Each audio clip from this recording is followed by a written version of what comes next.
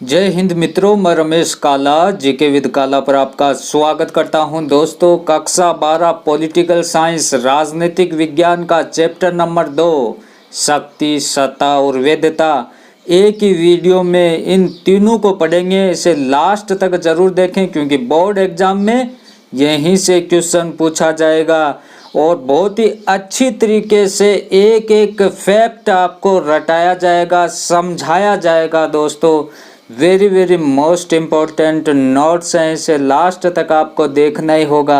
शक्ति क्या है, सत्ता क्या है, वैधता क्या है, शक्ति और सत्ता में अंतर क्या है और शक्ति को किन किन लोगों ने किस प्रकार से परिभाषित किया है। दोस्तों, एक ही वीडियो में सभी को बिल्कुल अच्छे से समझाया जाएगा। चैनल पे आप नए हैं तो चैनल को सब्सक्राइब करके बेल आइकन को प्रेस कर लें क्योंकि हिस्ट्री, पॉलिटिकल, ज्योग्राफी, अदर विषय भी मैंने करवा रखे हैं। डिस्क्रिप्शन में उनका लिंक है, प्ले लिस्ट में जाकर आप देख सकते हैं। दोस्तों, इस प्रकार से आपको समझना है कि बोर्ड एग्जाम में अगर कोई भी क्वेश्चन आ जाए तो आप आसानी से उस क्वेश्चन को बना पाओ। पहला कि शक्ति क्या होती है, सामान्य अर्थ अगर हम देखें तो कुछ एहसास हमें भी है कि शक्ति क्या होता है। कहते हैं कि ये शक्तिशाली है, ये बलशाली है। तो किस प्रकार से ये शक्ति को सामान्य अर्थ में हम समझेंगे कि मानव व्यवहार को नियंत्रित करने की क्षमता ही शक्ति है। दोस्तों, कहने का मतलब सामने वाला जो मनुष्य है उसके व्यवहार को नियंत्रित करना क्या है, शक्ति कहलाती है। हम एक उदाहरण के द्वारा समझ सकते हैं कि सामने हमारे कोई व्यक्ति है और वो नाटक कर रहा है, हम शक्तिशाली हैं, हम उसको डराकर धमकाकर, ये शक्ति के कई रूप आएंगे, आगे पढ़ेंगे कई रूप आएंगे। तो इसका शॉर्ट अगर देखें हम तो मानव के व्यवहार को, सामने वाले मनुष्य के व्यवहार को हम नियंत्रित कर सकते हैं शक्ति के द्वारा। दोस्तों, तो सामान्य अर्थ में मानव व्यवहार को नियंत्रित करने की क्षमता ही शक्ति है। ये परिभाषा आपको याद रखना है। राजनीतिक विज्ञान की एक केंद्रीय अवधारणा, बिल्कुल सच बात ये कि राजनीतिक विज्ञान में ये एक केंद्र में रहती है शक्ति। जिसके पास शक्ति नहीं है उसके पास कुछ नहीं है, उसके पास सत्ता भी नहीं है, गवर्नमेंट भी हिल जाती है। तो शक्ति है वो राजनीतिक विज्ञान की केंद्रीय अवधारणा है। प्राचीन भारतीय चिंतन में शक्ति है वो आज की नहीं है, प्राचीन काल से ही चली आ रही है। और शक्ति के हिसाब से देखो आप, भारतीय चिंतन में मनु, कौटिल्य, शुक्र आदि ने शक्ति के विविध तत्वों पर प्रकाश डाला है। जो ये चिंतक हैं, भारतीय चिंतक, इन्होंने शक्ति के अनेक रूप बताए हैं। और यूरोपीय चिंतन में मैकियावेली को प्रथम शक्तिवादी विचारक माना जाता है। दोस्तों, छोटा क्वेश्चन अगर पूछ लिया जाए कि यूरोपीय चिंतन में प्रथम शक्तिवादी विचारक कौन है तो आपका उत्तर होगा मैकियावेली। नेक्स्ट है, आधुनिक राजनीतिक चिंतन के प्रमुख प्रणेता चार्ल्स मेरियम ने शक्ति के विविध पक्षों की व्याख्या की। छोटे क्वेश्चन में आपको एक एक समझ में अगर आपको नहीं आ रहा है तो समझने लायक बातें आगे आएगी। ये सिर्फ फैक्ट आपको याद रखना है दोस्तों कि आधुनिक राजनीतिक विज्ञान के प्रमुख प्रणेता है कौन है, चार्ल्स मेरियम ने शक्ति के विविध पक्षों की व्याख्या की थी। कैटलिन लासवेल ने राजनीतिक विज्ञान को शक्ति पर आधारित माना। वेरी मोस्ट इम्पोर्टेंट है, राजनीतिक विज्ञान को शक्ति पर आधारित किसने माना है, कैटलिन और लासवेल ने। कैटलिन और लासवेल ने राजनीतिक विज्ञान को किस पर आधारित माना है, शक्ति पर आधारित माना है। कौटिल्य के अनुसार शक्ति क्या दोस्तों, समस्त सांसारिक वस्तुओं या जीवन का मूल आधार दंड शक्ति है। किस प्रकार से जो समस्त सांसारिक वस्तुएं हैं, दुनिया की जो भी वस्तुएं हैं, उनका मूल आधार है वो दंड शक्ति है।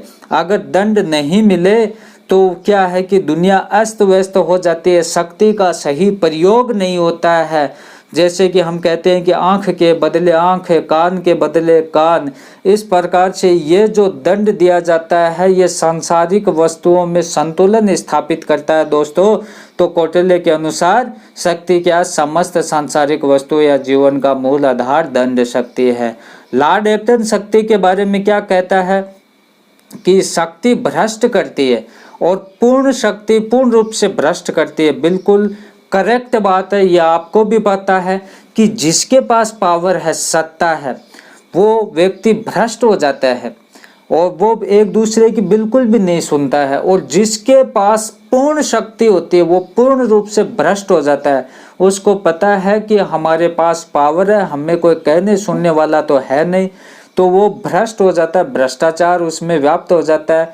तो ये किसने कहा कि शक्ति भ्रष्ट करती है और पूर्ण शक्ति है वो पूर्ण रूप से भ्रष्ट करती है? दोस्तों, लॉर्ड एक्टन ने कहा। आर्गेन्सी के का क्या कथन है शक्ति के संबंध में? शक्ति दूसरे के आचरण को अपने लक्ष्यों के अनुसार प्रभावित करने की अक्षमता है। देखो, आर्गेन्सी की क्या कहता है कि शक्ति दूसरे के आचरण को, दूसरे व्यक्ति का जो भी आचरण है, जो भी वो व्यवहार कर रहा है, उसको अपने लक्ष्य के अनुसार प्रभावित हम कर सकते हैं अगर हमारे पास शक्ति है। रॉबर्ट बायरस्टेड क्या कहता है कि शक्ति बल प्रयोग की योग्यता है, न कि उसका वास्तविक प्रयोग। देखो, शक्ति का वास्तविक प्रयोग हम नहीं कर पाते हैं, बल के रूप में हम किसी पर बल प्रयोग हम करते हैं, तभी हमें ये पता चलता है कि ये व्यक्ति शक्तिशाली है, ऐसे हमें पता नहीं चलता है। केटलिन का क्या कथन है? वेरी वेरी मोस्ट इंपॉर्टेंट है। राजनीतिक विज्ञान को शक्ति का विज्ञान माना है किसने? केटलिन ने। तो राजनीतिक विज्ञान को शक्ति का विज्ञान किसने माना है? दोस्तों, केटलिन ने। केटलिन ने राजनीतिक विज्ञान को किसका विज्ञान माना है? शक्ति का विज्ञान माना है। लासवेल इसने शक्ति को प्रभाव प्रक्रिया के रूप में परिभाषित किया दोस्तों, कि प्रभाव, जिसमें ज्यादा प्रभाव होगा, ज्यादा प्रभाव दिखाएगा, वो ही ज्यादा शक्तिशाली होगा। और लासवेल की आपकी एक मोस्ट इंपॉर्टेंट बुक है, वो आपको याद रखनी है, कौन कब क्या वह कैसे प्राप्त करता है। ये पुस्तक किसकी है दोस्तों? बार बार पूछी जाती है, कौन कब क्या कैसे प्राप्त करता है। ये पुस्तक लासवेल की है। और लासवेल की दूसरी पुस्तक है पावर एंड सोसाइटी, शक्ति और समाज। ये दोनों पुस्तक आपको याद रखनी है। लासवेल वर्तमान युग का सबसे अधिक प्रसिद्ध एवं प्रभावशाली शक्ति शोध करता है। एक एक फैक्ट बोर्ड एग्जाम के लिए महत्वपूर्ण है, अच्छे से तैयार करना है, लास्ट तक इसको देखना है कि लासवेल वर्तमान युग का सबसे अधिक प्रसिद्ध और शक्तिशाली शक्ति शोध करता है। नेक्स्ट है शक्ति के प्रकार। शक्ति के कौन कौन से प्रकार होते हैं दोस्तों? देखो, शारीरिक शक्ति, आपको पता है शरीर से भी लोग शक्तिशाली होते हैं, हष्ट पुष्ट होते हैं, ऐसे होते हैं कि 2-3 व्यक्तियों को आसानी से वो दबोच सकते हैं, वो पछाड़ सकते हैं। आर्थिक शक्ति ये तो होती है पैसों की शक्ति, जिसके पास पैसे ज़्यादा होते हैं उनके पास शक्ति ज़्यादा होती है। मनोवैज्ञानिक रूप से भी, माइंडेड रूप से भी लोग शक्तिशाली होते हैं, वैज्ञानिक लोग हैं, वो वैज्ञानिक लोग आप मान सकते हैं जो बड़े बड़े शोध करता हैं, उनके पास मनोवैज्ञानिक मन की शक्ति, आप चिंतन की शक्ति उनके पास होती है। तो शक्ति 3 प्रकार की बताई गई है, शारीरिक शक्ति, आर्थिक शक्ति, मनोवैज्ञानिक शक्ति। आपको शक्ति के प्रकार पूछ लिया जाए तो 3 प्रकार से आपको बताना है। अब शक्ति के स्रोत कौन कौन से हैं? स्रोत का अर्थ यहाँ ये है दोस्तों कि कोई भी व्यक्ति किस प्रकार से शक्ति को प्राप्त करता है। आप अगर शक्ति को प्राप्त करना चाहते हो तो कौन कौन से स्रोत हैं? बल द्वारा, धन द्वारा, संगठन द्वारा, विश्वास द्वारा, भौतिक संसाधन द्वारा। अगर हम देखो शक्ति के स्रोत है, किस प्रकार से हम किसी के ऊपर शक्ति को दिखावा, शक्ति को प्रकट करेंगे दोस्तों, तो पहले तो उस पर बल प्रयोग करेंगे। अगर वो नहीं मान रहा तो उसको लालच देंगे, धन देंगे। फिर भी अगर वो नहीं मान रहा तो फिर कोई संगठन बनाएंगे, उस संगठन के द्वारा उसको समझाएंगे। फिर भी अगर वो नहीं मान रहा तो उसको विश्वास दिलाएंगे। फिर भी अगर वो नहीं मान रहा है तो क्या करेंगे? भौतिक संसाधनों, सुख सुविधाओं के द्वारा उनको शक्ति को प्राप्त करेंगे, उसकी शक्ति को हम प्राप्त करेंगे। नेक्स्ट है शक्ति को प्रयोग में लाने के तरीके।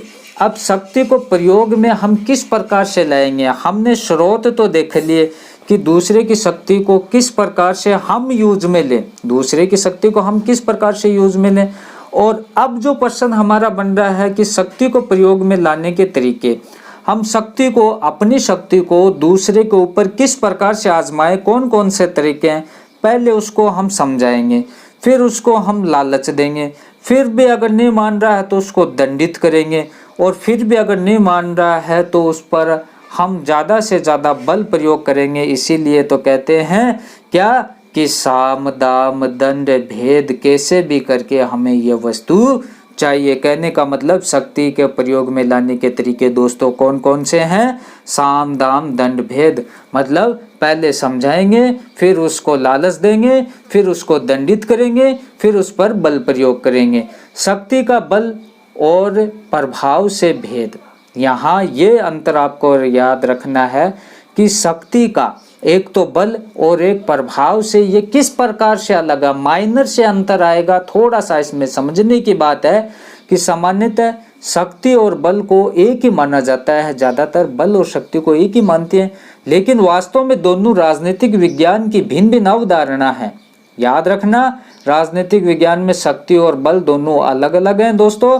और उसके बाद में अगर बात करें कि शक्ति प्रच्छन्न बल है और बल है वो प्रकट बल है। ध्यान रखना, शक्ति प्रच्छन्न बल है, शक्ति बल तो है पर शक्ति दिखती नहीं। हमारे सामने कोई व्यक्ति खड़ा है, हम ये एहसास नहीं कर सकते ये कि ये कितना शक्तिशाली है। हम देखो मारवाड़ी भाषा में कहावत है कि मोटो देख के डरिए मत और पतलो देख के लड़िए मत। तो इसका मतलब ये हुआ कि शक्ति प्रच्छन्न है, वो इसका सही आंकलन नहीं होता। और बल होता है वो प्रकट शक्ति है, बल है कि वो कितना बलशाली है, कितनी उसके पास सेना है, वो साथ लेकर अगर वो आता है तो वो हमें दिखाई देती है। तो शक्ति प्रच्छन्न बल है, वो दिखाई नहीं देती, और बल है वो प्रकट शक्ति होती है। शक्ति और प्रभाव परस्पर घनिष्ठ संबंध है, दोनों में अनेक समानता और असमानता होती है। शक्ति और प्रभाव एक दूसरे से संबंधित है, इनमें समानता भी होती है और इनमें असमानता भी होती है दोस्तों। आप देख सकते हैं कि शक्ति और प्रभाव में घनिष्ठ संबंध है। शक्ति व प्रभाव दोनों एक दूसरे को सबलता प्रदान करते हैं, एक दूसरे को हेल्प करते हैं।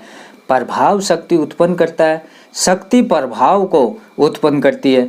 शक्ति दमनात्मक होती है। देखो शक्ति का हम दमन कर सकते हैं, इसके पीछे कठोर भौतिक बल का प्रयोग होता है, जबकि प्रभाव वो मनोवैज्ञानिक होता है। देखो किसी पर प्रभाव पड़ जाए, देखो उसमें क्या होता है कि अगर हमारे ऊपर किसी का मनोवैज्ञानिक प्रभाव पड़ जाए तो वो काफ़ी दिनों तक एक शक्तिशाली व्यक्ति को हम हरा सकते हैं, लेकिन जो उसका मनोवैज्ञानिक प्रभाव हमारे दिमाग पर पड़ता है वो लंबे समय तक चलता है कि यार उसने ये कर दिया, उसने ऐसा किया था, ये मनोवैज्ञानिक प्रभाव पड़ता है। हालांकि हमने शक्ति का दमन कर दिया फिर भी मनोवैज्ञानिक प्रभाव उसका पड़ता है। तो दोस्तों प्रभाव वो मनोवैज्ञानिक होता है। शक्ति अप्रजातांत्रिक है जबकि प्रभाव प्रजातांत्रिक है। शक्ति है अप्रजातांत्रिक, प्रभाव प्रजातांत्रिक है। शक्ति के विविध रूप कौन कौन से? मोटे रूप से शक्ति तीन प्रकार की होती है राजनीतिक विज्ञान की दृष्टि से। राजनीतिक शक्ति, आर्थिक शक्ति, वैचारिक शक्ति। देखो राजनीतिक क्षेत्र में शक्ति होती है, ये आपको पता है कि जो दल वो दल ही सत्ता में आएगा। सत्ता का अर्थ हम सरकार से लगा सकते हैं जिसकी राजनीतिक शक्ति मजबूत हो। आर्थिक शक्ति मजबूत हो मतलब पैसे जिसके पास ज़्यादा हो वो आर्थिक दृष्टि से शक्तिशाली है। वैचारिक जिनके आचार विचार व्यवहार मनोवैज्ञानिक रूप से जो प्रभावशाली है वो क्या वैचारिक शक्ति है। नेक्स्ट है सामान्यतः राजनीतिक शक्ति का प्रयोग सरकार के विभिन्न अंग। देखो राजनीतिक शक्ति का प्रयोग वो कहाँ किया जाता है? राजनीतिक शक्ति का प्रयोग व्यवस्थापिका, कार्यपालिका, न्यायपालिका में भी किया जाता है। और आर्थिक शक्ति का संबंध उत्पादन के साधनों पर धन संपदा स्वामित्व से है। आर्थिक शक्ति अनेक प्रकार से राजनीतिक शक्ति को प्रभावित करती है। बिल्कुल करेक्ट बात है कि राजनीतिक शक्ति है वो हम देखो जिसका ज़्यादा बहुमत होगा वो व्यवस्थापिका, कार्यपालिका में भी अपना प्रभुत्व दिखाएगा। और आर्थिक शक्ति जिसके पास पैसे होंगे वो यहाँ पर किस पर? देखो अनेक प्रकार से राजनीतिक शक्ति पर भी प्रभाव दिखाता है जिसके पास पैसे होते हैं। विचारात्मक शक्ति लोगों के सोचने समझने के ढंग को प्रभावित करती है। विचारात्मक शक्ति वो होती है जो नई नई योजनाएं बनाते हैं और वो लोगों के सोचने समझने के ढंग को प्रभावित करती है। शक्ति की संरचना, शक्ति की संरचना के संबंध में 4 महत्वपूर्ण सिद्धांत है। कौन कौन सा? वर्ग प्रभुत्व का सिद्धांत, विशिष्ट वर्गीय सिद्धांत, नारीवादी सिद्धांत, बहुलवादी सिद्धांत। ये चारों सिद्धांत के नाम आपको जरूर याद रखने हैं कि शक्ति की संरचना के संबंध में 4 महत्वपूर्ण सिद्धांत कौन कौन से हैं। वर्ग प्रभुत्व का सिद्धांत है, ये कार्ल मार्क्स की देन है।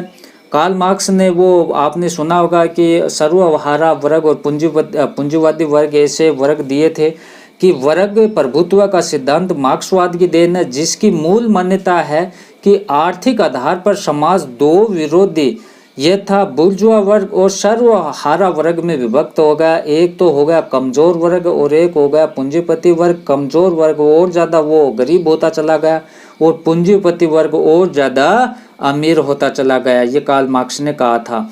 विशिष्ट वर्गीय सिद्धांत के अनुसार समाज शक्ति के आधार पर दो वर्गों या विशिष्ट वर्ग या सामान्य वर्ग में बांटा हुआ है। नारीवादी सिद्धांत का मत है, देखो यहाँ महत्वपूर्ण नारीवादी सिद्धांत ये क्या होता है दोस्तों। नारीवादी सिद्धांत की अगर बात करें हम तो समाज में शक्ति के विभाजन का आधार लैंगिक माना है। नारीवादी सिद्धांत का मानना है कि समाज में शक्ति का विभाजन वो लैंगिक है, मेल फीमेल के आधार पर माना है कि समाज की समस्त शक्ति पुरुष वर्ग के पास हो जो महिलाओं के ऊपर अपनी शक्ति का प्रयोग करते हैं। नारीवादी सिद्धांत का ये मानना है कि समाज की समस्त शक्ति वो पुरुष वर्ग के पास है और वो महिलाओं पर अत्याचार करते हैं। बहुलवादी सिद्धांत के अनुसार समाज में संपूर्ण शक्ति किसी एक के हाथ में न होकर अनेक समूह में बंटी हुई होती है। ये बहुलवादी सिद्धांत कहते हैं। तो इस प्रकार से इन सिद्धांतों को आप अच्छे से तैयार करें। फिर सत्ता क्या है दोस्तों, शॉर्ट नोट के रूप में मैं आपको बता रहा हूँ, एग्जाम में प्रश्न यहीं से पूछा जाएगा। सत्ता क्या, सत्ता का अर्थ हम परिभाषा कि सत्ता किसी व्यक्ति, संस्था, नियम, आदेश का ऐसा गुण है जिसके कारण उसे सही मानकर स्वेच्छा से अपने निर्देशों का पालन किया जाता है। अतः विद्य शक्ति ही सत्ता है। यहाँ आपको एक ही चीज ध्यान में रखनी है कि शक्ति का सामान्य अर्थ होता है सरकार, और जो विद्य शक्ति है, शक्ति का सही रूप में प्रयोग किया जाता है तो वो ही सत्ता मानी जाती है।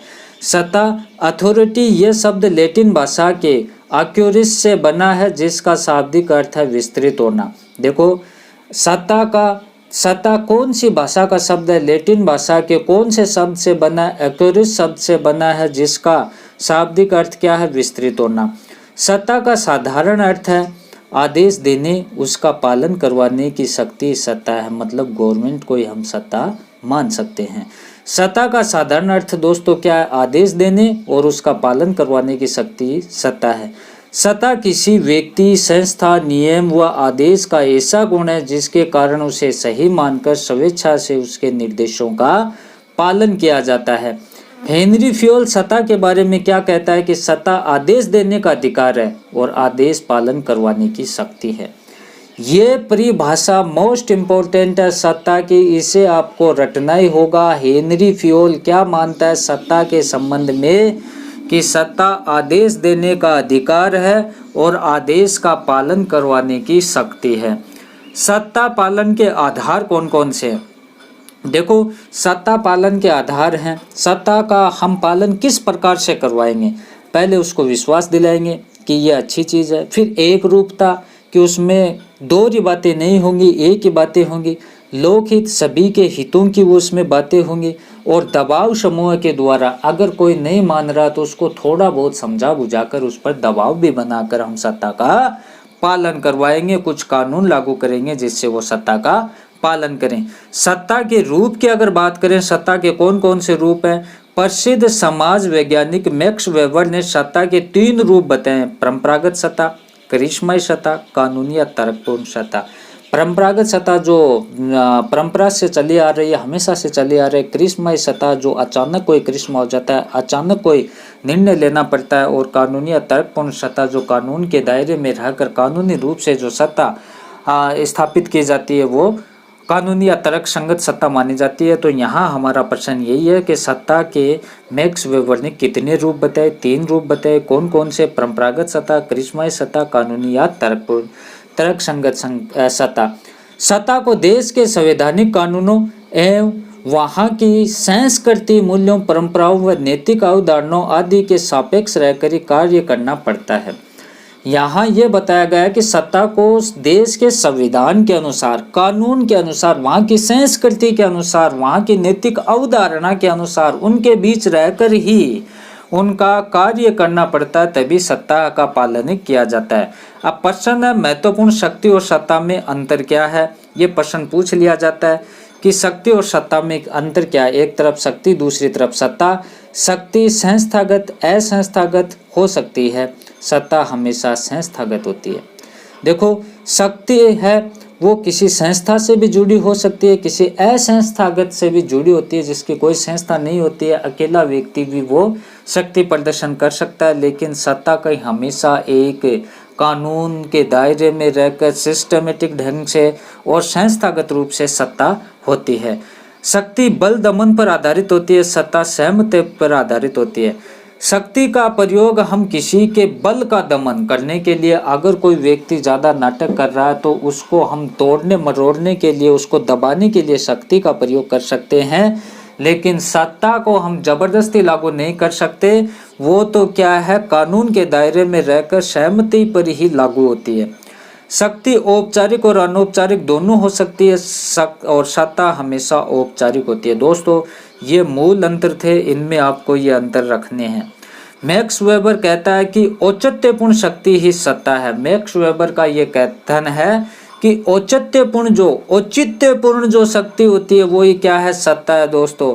और थॉमस हॉब्स की पुस्तक का नाम आपको याद रखना, लेवियाथन। ये पूछ ली जाती है थॉमस हॉब्स की पुस्तक का क्या नाम है, लेवियाथन। लेवियाथन पुस्तक के लेखक कौन है, थॉमस हॉब्स।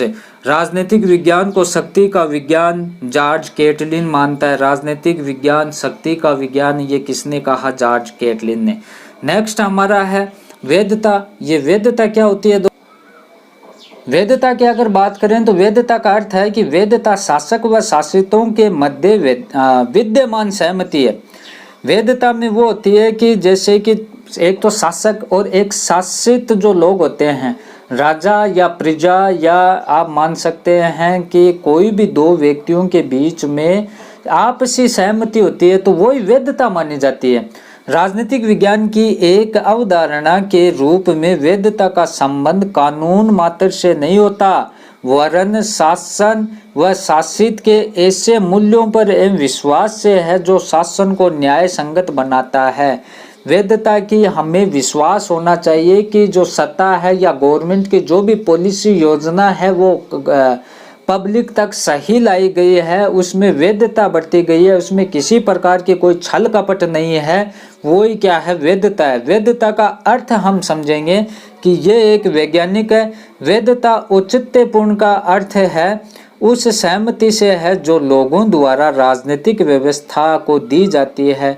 मतदान, जनमत, संचार के साधन, राष्ट्रवाद आदि के माध्यम से वैधता को प्राप्त किया जा सकता है। तो इसमें वैधता मतलब कि ये बात हम किस प्रकार से समझाते हैं वैधता को, कि ये राष्ट्रवाद की भावना है, एक दूसरे से कम्युनिकेशन करते हैं, जनमत करते हैं, मतदान करते हैं, इससे ये पता रहता है कि हमने जनमत करते हैं, वोट देते हैं, मतदान करते हैं, तो हमें वैधता बनी रहती है कि हमने हमारा प्रतिनिधि खुद चुना है, जो सत्ता में या गवर्नमेंट में जाकर बैठेगा, शक्ति प्रदर्शन करेगा, हमारे हितों का कार्य करेगा। तो ये क्या है, वैधता है।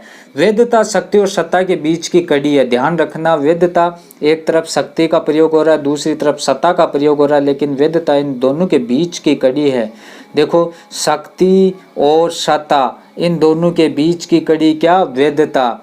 लोकतंत्र का प्रधान लक्षण वैधता है। बिल्कुल, लोकतंत्र का प्रधान लक्षण क्या, वैधता। प्रत्येक राजनीतिक व्यवस्था को वैधता बनाए रखने के लिए प्रयत्न करने होते हैं, क्योंकि राजनीतिक, सामाजिक, आर्थिक और सांस्कृतिक परिस्थितियों में निरंतर परिवर्तन होते रहते हैं। यदि राजनीतिक व्यवस्था इन परिवर्तनों के अनुरूप नहीं बना पाती तो उनकी वैधता प्रभावित हो जाती है। बिल्कुल देखो, राजनीतिक व्यवस्था में अलग अलग परिवर्तन होते रहते हैं और इन परिवर्तनों को वो अगर जनता के अकॉर्डिंग नहीं चल पाती है तो उनकी वैधता समाप्त हो जाती है, वैधता पर संकट आ जाता है। वैधता को प्रभावित करने वाले प्रमुख तत्व कौन कौन से हैं, लोकतंत्रीय तत्वों का उदय और परंपरागत संस्थाएं और समूह है, नवीन समूह का राजनीति में प्रवेश, राजनीतिक व्यवस्था से अत्यधिक आकांक्षाएं। ऐसे कुछ लोग होते हैं जो नए नए राजनीतिक दल आ जाते हैं, छोटे छोटे दल आ जाते हैं, छोटे छोटे नेता आ जाते हैं, ये वैधता समाप्त कर जाते हैं और राजनीतिक में लोगों की आकांक्षाएं बढ़ जाती है, जिससे वैधता समाप्त हो जाती है। वैधता शासक व शासितों के मध्य विद्यमान सहमति है और आधुनिक लोकतंत्र शासन व्यवस्था में जनता की सहभागिता को राज्य की वैधता का प्रमाण पत्र माना जाता है। वैधता शक्ति और सत्ता के बीच की कड़ी है, ये बिंदु आपको याद रखना है कि वैधता शक्ति और सत्ता के बीच की कड़ी है। और वीडियो को लाइक करें, शेयर करें। मैंने तो काफ़ी मेहनत की है और आप भी इसके साथ में ज़रूर मेहनत करें। धन्यवाद दोस्तों। इस पर ज़्यादा से ज़्यादा 1-2 बार आप ज़रूर पढ़ें, इसे लाइक शेयर कर दें। चैनल पर नए तो चैनल को सब्सक्राइब कर लें। Thank you.